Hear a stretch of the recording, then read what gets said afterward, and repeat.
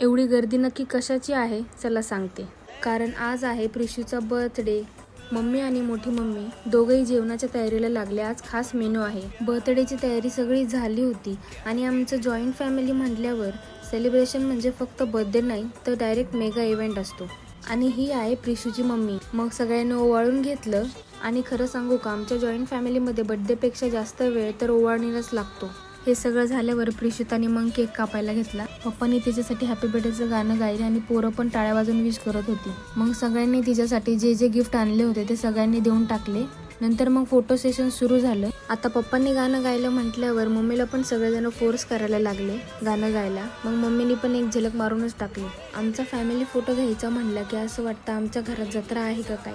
आणि आज birthday गर्लनी menu ठरवला होता पावभाजीचा.